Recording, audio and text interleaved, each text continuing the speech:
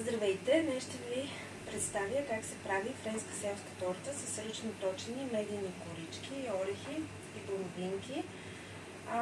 Тук на котлона вече сме сложили съставките: 200 грама прясно мляко, 2 супени лъжици мед, масло 50 грама, захар 150, 1 брой яйце и 2 чайни лъжици сода.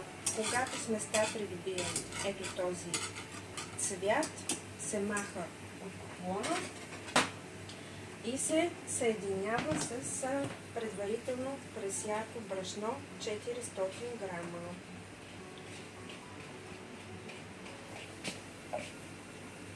Започваме да бъркаме.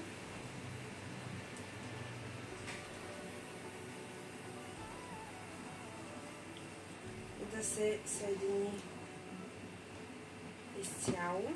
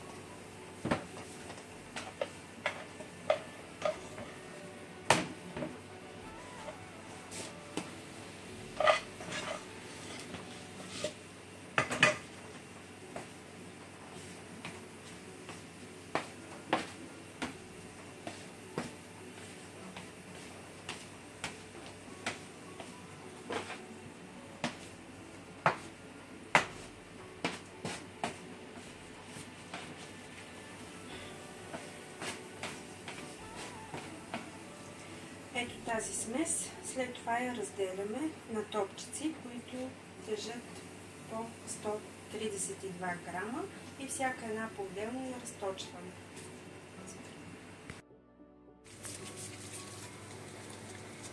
Ето по този начин се оформят топченцата, след което всяко едно се разточва.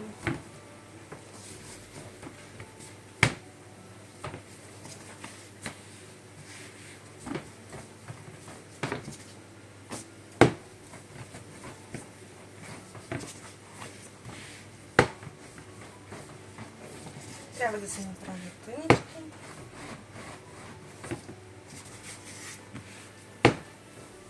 И когато всички се разточат, се слага да се пекат на 170 градуса около 7-8 минути.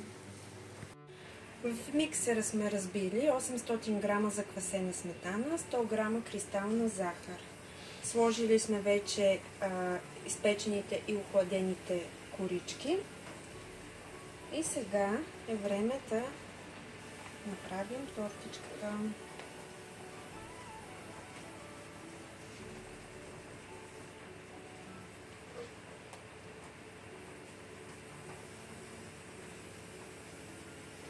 Заквасена сметана, боровинки,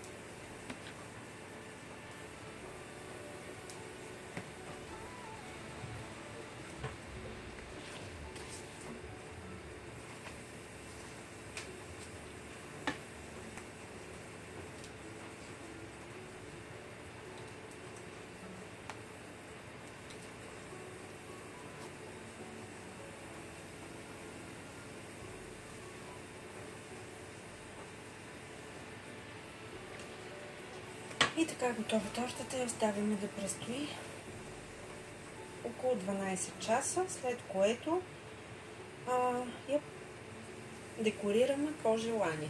Аз лично я декорирам с орехи. Ето и крайният резултат.